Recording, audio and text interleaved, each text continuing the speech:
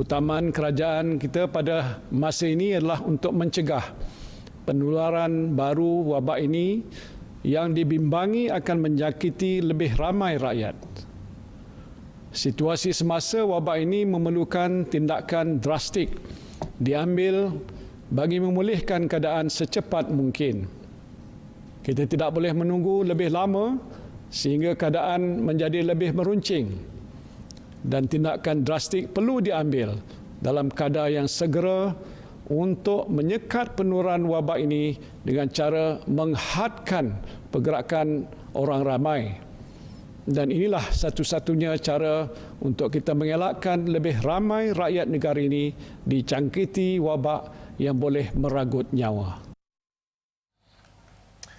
Ya, itu tadi pengumuman yang diumumkan oleh Perdana Menteri Tan Sri Muhyiddin Yassin berkenaan dengan Perintah Kawalan Pergerakan bermula 18 hingga 31 Mac jam ini. Anda semua bersama kami berdua, Gigi dan juga Hakim. Kita juga ada Eksekutif Editor Ashraf Awani, Cik Razak, untuk membincangkan mengenai apa yang dimaksudkan atau kita nak memahami dengan lebih lanjut mengenai Perintah Kawalan Pergerakan yang diumumkan oleh Perdana Menteri. Perintah Kawalan Pergerakan yang diumumkan oleh Perdana Menteri semalam akan berkuat kuasa mulai tengah malam ini, iaitu 18 Mac hingga 31 Mac. Perintah Kawalan Pergerakan ini dibuat di bawah Akta Pencegahan dan Pengawalan Penyakit Berjangkit 1988 dan juga Akta Polis 1967. Baik, ada beberapa perkara yang diumumkan oleh Perdana Menteri Tan Sri Muhyiddin Yassin mengenai Perintah Kawalan Pergerakan ini, dan Perintah Kawalan Pergerakan ini melibatkan beberapa perkara. Kalau kita lihat di laman web astronews.com ataupun di laman sosial media astronews.com, kami telah pun memudahkan kepada anda semua untuk memahami apakah yang dimaksudkan dengan Perintah Kawalan Pergerakan. Ianya melibatkan 6 perkara. 6 perkara tersebut kita akan nyatakan secara ringkas. Kalau kita lihat di skrin ketika ini, Perintah Kawalan Pergerakan ini yang pertama aja, larangan menyeluruh pergerakan dan juga perhimpunan ramai di seluruh negara, termasuk aktiviti keagamaan, sukan, sosial dan juga budaya. Dan dalam masa sama, Menteri di Jabatan Perdana Menteri yang menjaga portfolio hal ehwal agama, Datuk Dr. Zulkifli, bekas Mufti Wilayah Persekutuan, juga ada menyatakan bahawa rumah ibadat dan premis perniagaan rumah ibadat, masjid dan surau ditutup mulai 17 selama 10 hari tak silap saya, sehingga 27 hari bulan, dan solat Jumaat juga tidak diadakan di masjid dan surau, dan jatuhan kuasa masjid digalakkan untuk menyakuman ataupun disinfek masjid bagi mengelakkan penularan ataupun mengekang penularan COVID-19. Dan perkara kedua dan ketiga di situ ada sekatan menyeluruh semua perjalanan rakyat Malaysia ke luar negara. Tapi bagi yang perlu pulang dari luar negara, mereka dikehendaki menjalani pemeriksaan kesihatan dan kuarantin 14 hari. Ketiga, sekatan kemasukan semua pelancong dan pelawat asing ke dalam negara. Kita lihat ada sekatan keluar, ada sekatan masuk di situ. Dan keempat, penutupan semua taska, sekolah kerajaan, swasta termasuk sekolah harian, sekolah berasrama penuh, pusat tahfiz, institut pendidikan rendah, menengah dan pra-universiti, dan penutupan semua institusi pendidikan tinggi awam dan swasta serta IKM di seluruh negara. Dan perkara yang keenam adalah penutupan semua premis kerajaan dan juga swasta, maksudnya semua kecuali ini perkhidmatan yang krusial ataupun essential services. Ni anda dapat lihat di poin ataupun poin ke-6 di paparan skrin ketika ini. Perkhidmatan air, tenaga elektrik, telekomunikasi, perbankan, pengangkutan, komunikasi, pelabuhan, pertahanan, pembersihan, peruncitan dan juga bekalan makanan masih diteruskan seperti biasa, tetapi dalam masa sama digalakkan untuk keluar ataupun berhubung dengan perkara 6 perkara essential perkhidmatan penting negara ini apabila perlu. Bukan ini apabila disebutkan kawalan pergerakan bermakna kita menghadkan, limitkan. Kalau biasa satu hari keluar 6 jam, mungkin kurangkan jadi 2 jam atau setengah jam sahaja. Dan bila keluar perlu amalkan penjarakan sosial yang selamat, iaitu 1 meter sekurang-kurangnya tempoh jarak selamat. Dan juga untuk memakai topeng muka, etika batuk yang betul. Yang Kerana tujuannya adalah untuk kita menghapuskan COVID-19 ini. Dan dalam masa yang sama juga perlu dilihat ialah bukan semua ahli keluarga dalam sebuah rumah itu perlu keluar, perlu merancang hanya mungkin seorang saja keluar dalam sesuatu masa sebab kita tidak mahu terlampau ramai yang berada di jalanan. Dan Cik Razak, kalau kita lihat ya dengan pengumuman yang diberikan oleh Tan Sri Muhyiddin Yassin ni, saya boleh dapat rasa ada susulan-susulan soalan perlu tak diadakan sidang media di antara Perdana Menteri, mungkin daripada KKM itu sendiri untuk menjawab persoalan-persoalan daripada rakyat. Mungkin ada yang tidak jelas mengenai adakah ini semi-lockdown, adakah ini lockdown yang sebenarnya, dan ada juga mungkin tidak faham, mungkin tertanya, saya bekerja di perbankan tapi taskarnya tutup, bagaimana saya hendak menghantar anak? Gigi, inilah masa dan waktunya saya rasa bagi sistem komunikasi, penggunaan, kalau kita gunakanlah apa kaedah yang tak ada, bidang kewartawanan memainkan peranan yang penting juga. Sepatutnya saya rasalah kalau wartawan ataupun media-media houses digunakan sebagai, sekiranya sekarang ni kita adakan satu sesi FAQ, macam-macam soalan yang timbul. Saya rasa sampai pagi ni bukan semua orang yang tidur lewat semalam ya. Jadi bagi sebahagian mungkin ini kali pertama mereka dengar tentang partial lockdown ini, apa pergerakan bagaimana dihadkan. Pada saya lah ada 3 benda ya yang akan timbulkan soalan. Nombor 1, makan. Nombor 2, ibadat. Nombor 3, kesan pada peniaga. Makan ni ada yang antaranya kedai-kedai, warung-warung akan ditutup. Hanya biar dibenarkan mereka yang ada delivery service. Jadi nombor 1, adakah semua orang berkemampuan, berkemudahan untuk menggunakan perkhidmatan ini? Saya rasa bukan semua, mungkin 60% ramailah tu, tetapi ada juga yang perlu berjalan keluar ke rumah, pergi ke warung bawah pokok ke mana ke untuk makan. Jadi itu adalah satu. Bagaimana sekiranya seseorang itu ditahan oleh pihak penguasa, polis ke pihak penguasa tempatan kata ini kenapa awak keluar. Jadi itu satu. Isu makan. Sudah tentu ramai yang akan menanyakan. Mereka yang meniaga juga. Adakah hari ini saya patut adakah saya kurangkan order ikan tamban dari 5 kilo jadi 3 kilo. Jadi hari ini mungkin masih ada masa untuk pukul 12 malam nanti baru akan berkuat kuasa.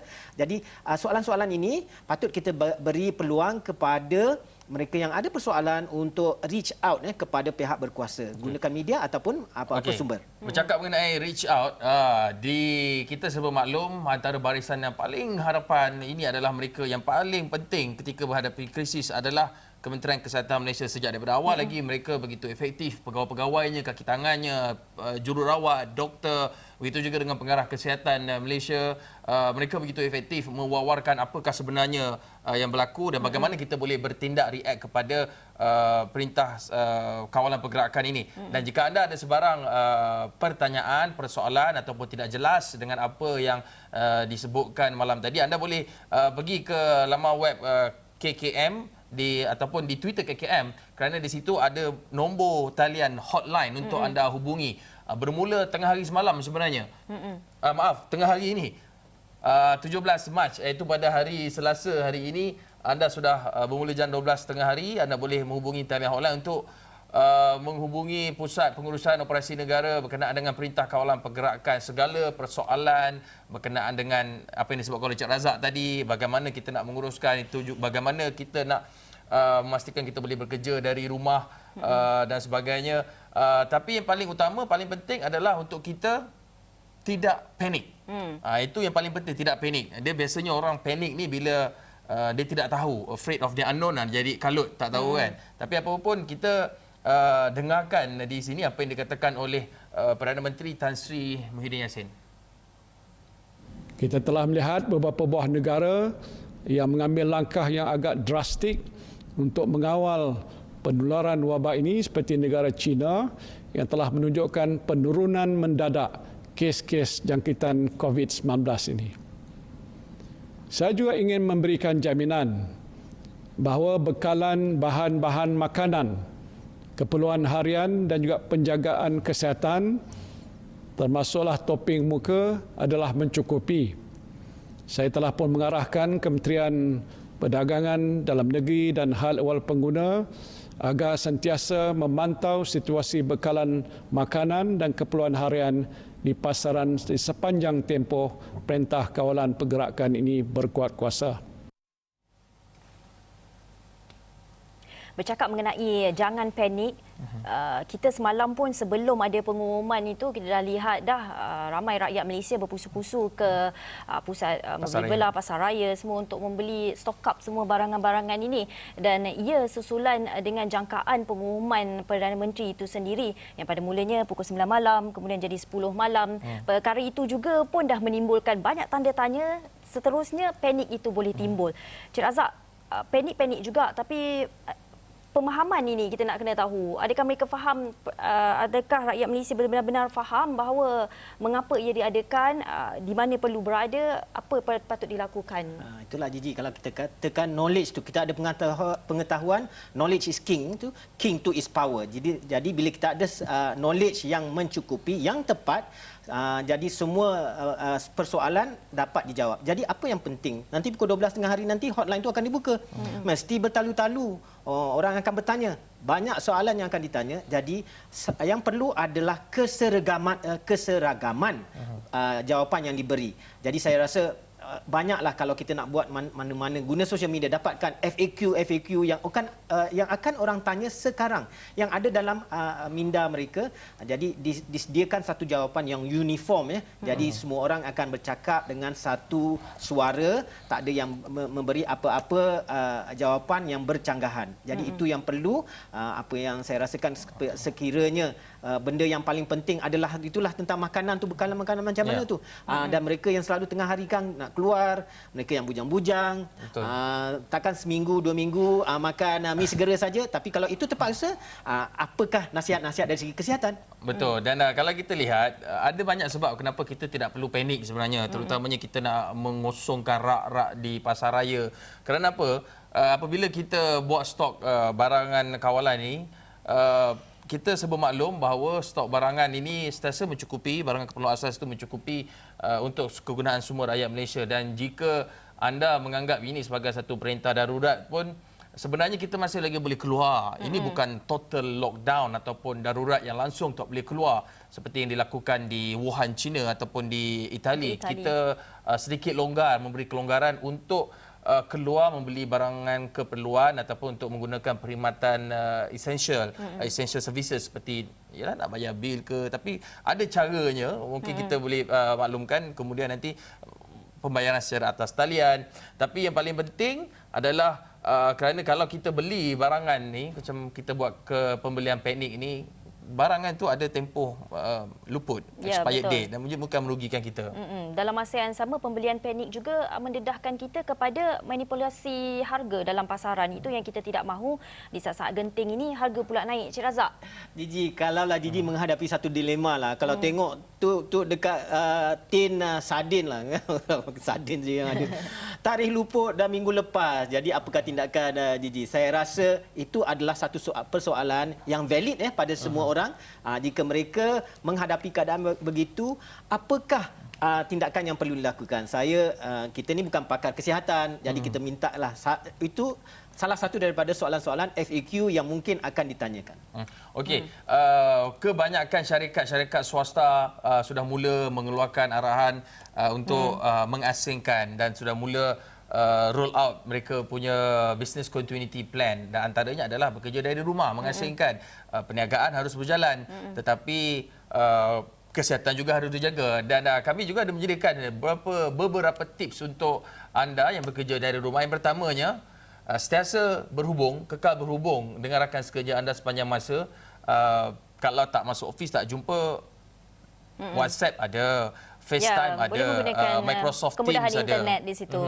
Dan yang paling penting, kita harus sentiasa peka dengan komunikasi di tempat kerja. Kerana kalau kita bekerja dari rumah tapi kita anggap macam kita berehat bercuti di rumah, handphone silent, off handphone, macam tak kerja namanya tu kan. Kan. Dan juga dalam masa yang sama beri ruang untuk pertanyaan. Kadang-kadang perbualan menerusi virtual agak sukar didengari. Pastikan anda beri ruang kepada rakan sekerja untuk bertanya, beri maklum balas dan pastikan komunikasi dua hala dicapai dalam setiap perbualan. Kalau kita bercakap mengenai perintah kawalan pergerakan ini, kita di Astro Awani juga nak kita maklumkan di sini. Kami juga melakukan apa yang dipanggil isolasi ataupun jarak penjarakan sosial itu di sini. Yang mana sebahagian pada kami akan bekerja di PWTC dan sebagainya, akan bekerja di Bukit Kewangan di sini. Jadi kita dalam masa yang sama menuntut ataupun menggerakkan perjarakan sosial itu. Okey, yang keempat elak kekeliruan. Pastikan anda tadi Gigi dah sebut sebenarnya, maaf. Yang kelima sebenarnya yang paling penting, jangan terlalu serius dalam kita menghadapi keadaan krisis seperti ini. Kita perlu ingat ada satu kajian yang menyatakan bahawa tekanan psikologi ataupun tekanan emosi itu boleh memuncak berada di tahap sederhana ataupun yang parah jika kita terlalu bimbang, risau ataupun dalam bahasa yang lebih mudah difahami, kita terlalu paranoid. Tapi dalam masa sama, bila dikata jangan terlalu serius, maksudnya kita perlu juga mengamalkan etika batuk, etika bersin, menggunakan hand sanitizer. Cik Razak? Hakim, pada saya satu perkara yang lebih penting lah, sebab nanti ramai akan ada peluang untuk kerja dari rumah. Etika kita berpakaian semasa kita kerja di rumah tu, kalau kita nak FaceTime, Skype dan sebagainya. Adakah memadai dengan berkain pelikat saja dengan bersinglet bagi kaum lelaki? Wanitanya bagaimana?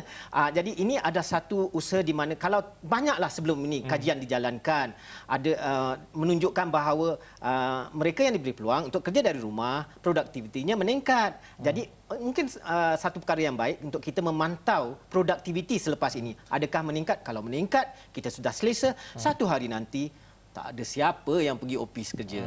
Look on the bright side. Okey, kita banyak lagi nak bincang mengenai perintah kawalan pergerakan ini, bukan saja di Malaysia tapi di negara-negara lain. Dan apa bezanya perintah kawalan pergerakan di Malaysia dengan negara-negara lain seperti di China, seperti di Itali, seperti di Perancis. Ini kita akan bincangkan selepas kita kembali daripada rehat ini.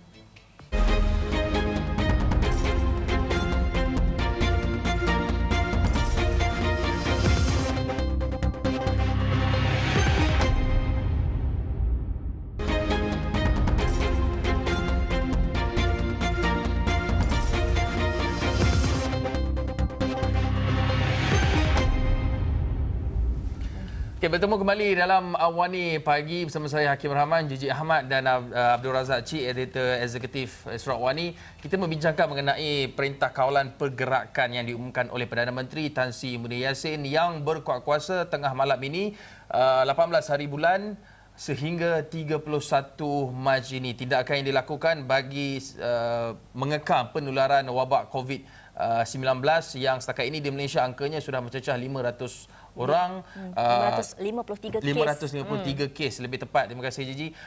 Dan dalam masa yang sama, kita tidak mahu penyakit ini menular, tetapi inilah yang perlu dilakukan untuk menyelamatkan kesihatan awam.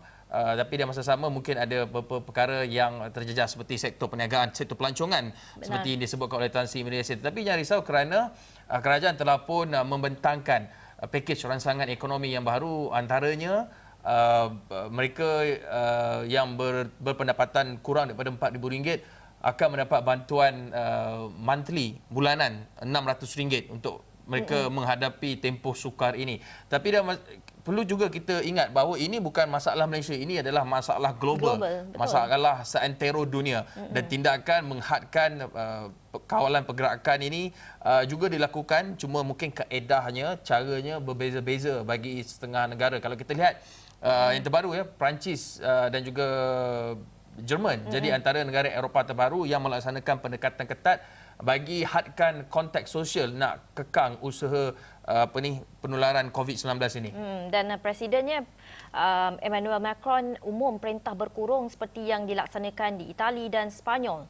Itu sebenarnya yang berlaku dan kita nak dengarkan sedikit apa yang dikatakan oleh Emmanuel Macron. Macron turut sifatkan Perancis dalam perang kesihatan. Dengan pengumuman itu, sempadan Kesatuan Eropah EU akan ditutup kepada pelancong bermula Selasa. Di Jerman, majoriti premis perniagaan tidak berkaitan keperluan asas diarah tutup. Chancellor Jerman Angela Merkel turut keluarkan larangan mengadakan upacara keagamaan. Rakyat juga disaran batalkan rancangan percutian, sekolah turut ditutup. Sementara itu, di United Kingdom, Perdana Menterinya belum umum larangan berkaitan. Namun meminta rakyat elak kunjungi tempat awam seperti pub dan kelab malam. Perjalanan tidak perlu pula disaran ditunda bagi elak kontak sosial dengan orang lain. Ya. Itu tadi Cik Razak, kalau kita lihat Perancis umum penutupan kemudahan tidak kritikal kerana rakyatnya masih berdegil, masih lagi pergi ke jalanan. Dan saya masih ingat lagi ada laporan dari Iran, walaupun dah ada lockdown dilakukan, masih lagi peningkatan kes berlaku. Begitu juga dengan Itali. Saya baca artikel daripada salah seorang reporter dekat sana yang bagi tahu laporan mengenai COVID-19 berada di muka 15. Manakala di dada akhbar, di front page tu adalah laporan mengenai politik. Itu menyebabkan tiada kepekaan daripada rakyat itu sendiri. Keutamaannya berbeza dan menyebabkan tiba-tiba COVID-19 kes meningkat, lockdown terus begitu. Di sini macam menyentuh apa yang berlaku di satu negara yang tak jauh dari kita je buat sementara waktu dululah. Tetapi saya ingat lagi kita kena 50% cerita politik, 50% cerita COVID. Tak habis-habis dari Disember, Januari, Februari, Mac. Okey, sudah tentu apa yang berlaku kalau kita tengok Itali, Perancis, Spanyol. Mereka ni kalau di Itali La Dolce Vita, hidup yang matahari menyinar kan kawasan Mediterranean. Tetapi apa yang berlaku negara-negara yang authoritarian mudahlah sikit untuk dikawal. Negara-negara yang tak kisah sangat, yang happy go lucky sangat susah. Emmanuel Macron pada hujung minggu dia pening kepala. Apa rakyat dia masih keluar pergi enjoy the sun walaupun sekarang musim sejuk jadi kita ni in between. Cuba kita tengok negara Singapura di selatan, dia tu pun in between jugalah antara itu dan ini. Jadi kita banyak contoh-contoh yang kita boleh ambil. Kita mahu kebebasan tu, kita tak mahu sekat. Tetapi kalau kita mintalah bantuan daripada mereka, kita yang very close adalah pihak-pihak yang kuat beragama lah. Ramai yang mengatakan ini adalah takdir. Kita terimalah seadanya. Pergilah mana-mana ceramah agama ni kata kalau unta tu kita tak nak unta kita hilang, kita tambat dulu unta tu sebelum kita berdoa dan kita yakin, kita tawakal bahawa unta tu tidak akan dicuri orang, tak akan lari. Jadi tambat dulu, tawakal. Jadi kalau adalah suara-suara yang mengatakan inilah waktunya memanggil orang pergi ke masjid. Saya rasa saya faham cara diceritakan tu supaya lebihlah kuatkan ibadat. Tetapi bila diambil at face value, kalau tsunami tu mungkinlah semua orang akan berlari ke masjid. Tapi sekarang ni distance yourself dah. Social distancing, jarakkan diri anda dari tempat-tempat yang mana nak duduk. Kalau tak 1 meter lebih tu janganlah. Itu juga mentaliti yang berlaku dengan rakyat Iran yang mana walaupun lockdown telah berlaku, mereka tetap pergi ke masjid untuk beribadat. Dan bila wartawan tanya, katanya everybody will die. Kan, macam familiar kan? Pernah dengar di sebuah negara. Tapi apa pun konsep kita bukan agamawan, tapi konsep asal agama itu adalah bercakap mengenai beribadat. Kiblatnya bukanlah di rumah ibadat, tetapi spiritually, kerohanian itu penting dalam kita beribadat. Di mana-mana saja kita boleh beribadat. Islam itu contohnya agama yang sangat mudah, Islam agama yang memudahkan. Jadi persoalan mengenai seperti yang disebutkan oleh Cik Razak ni mungkin dalam satu liga pemikiran yang berbeza. Di waktu sukar kita patut ke masjid, tetapi pada waktu yang sama juga Tuhan tidak akan mengubah nasib satu kaum atau umat jika kita tidak berusaha. Dan usaha itulah yang dilakukan oleh kerajaan ketika ini dan juga mendapat recognition daripada bukan saja di negara luar tapi di Pertubuhan Kesihatan Sedunia kerana WHO sifatkan bahawa penjarakan sosial ataupun menghadkan pergerakan ini merupakan langkah-langkah untuk mengurangkan ataupun memerangi hapus COVID-19 ini. Saya nak beri peringatan lah penonton di luar sana, ini bukannya astroisis, ini bukan hari Jumaat ya, tapi itu Bukan. hari Rahman. Saya ada didikan. Betul. Okey. Dan bagaimanapun kata ketua pengarahnya Dr. Tedros Adhanom Ghebreyesus, ujian terhadap individu yang disyaki mempunyai virus itu tetap menjadi keutamaan. Dan katanya perang terhadap pandemik itu tidak boleh dihentikan sekiranya maklumat mengenai siapa yang dijangkiti tidak diketahui. Itu sangat bahaya. Dan dalam masa sama juga Dr. Tedros Adhanom Ghebreyesus juga menambah mereka yang dah disahkan positif COVID-19 ini perlu dikuarantin. Begitu juga dengan kontak rapat pesakit. Dan kalau tak dikuarantin, ini adalah krisis kesihatan ketika ini dan dia akan dalam masa sama menguji ketahanan masyarakat. Kata kuncinya adalah pengasingan dan juga kuarantin. Hakim, kalau kita fikirkan dari segi virus ini sedang menular dan merebak ya. Jadi kita tunggu vaksinnya. Vaksinnya di mana? Jadi kita tengoklah kalau negara-negara yang kurang berkeupayaan, kalau tengok apa yang berlaku di Amerika sekarang, vaksin itu sedang dalam proses pengujian dan mungkinlah dari setahun 18 bulan. Jauh lagi, lambat lagi. Jadi apa yang kita lalui ini bukan akan selesai esok, minggu depan, lusa ataupun bila-bila akan memakan masa. Jadi apa yang disarankan dilakukan dari segi penjarakan, partial lockdown ke apa ke, kita berilah sokongan supaya mereka yang akan mengambil 18 bulan itu mencari vaksin yang baru, kita beri mereka masa supaya bila siapa saja kena COVID-19, telan 2 biji pil, habis cerita. Okey. Bercakap mengenai itu, kita juga seperti yang saya katakan tadi, di Astro Awani kami juga bekerja secara dua kumpulan di sini bagi menuntut penjarakan sosial itu. Separuh pada kami akan bekerja di Bukit Kewangan di sini di Astro Awani dan separuh lagi di luar di PWTC, yang mana dua kumpulan ini tidak akan bertemu. Itu antara tuntutan penjarakan sosial yang dilakukan oleh kami sebagai wartawan penyiaran. Okey, kita ada masa lagi untuk dengarkan apa yang dikatakan oleh Ketua Pengarah WHO. Tetapi laporannya anda boleh baca di laman webastro.com. Cuma saya nak beralih kepada satu lagi laporan. Kita lihat ini sedikit santai dan ringan yang mungkin mereka yang di luar sana ada idea-idea, duduk rumah banyak masa terluang, boleh fikir-fikirkan idea ini. Contoh yang kita lihat di Korea Selatan. Ini Korea Selatan antara negara yang berjaya mengekang penularan COVID-19 dengan cepat selain daripada Macau. Mereka bila kata perintah tu betul-betul rakyatnya berdisiplin, duduk rumah. Okey, di Korea Selatan kita lihat kerajaan menggunakan pondok telefon. Ini menarik untuk mereka menjalankan pemeriksaan. Ini sebenarnya bukanlah pondok telefon, tapi pondoknya menyerupai pondok telefon. Ini diletakkan di ruang parkir kereta, di mana orang yang rasa dia bergejala, contohnya macam kita batuk sikit, sesama sikit, kita pergi mendapatkan pemeriksaan. Tapi sebenarnya pemeriksaan itu memakan kos satu, memakan waktu, tenaga kerja, pasukan perubatan. Kita kena pastikan adakah kita benar-benar bergejala.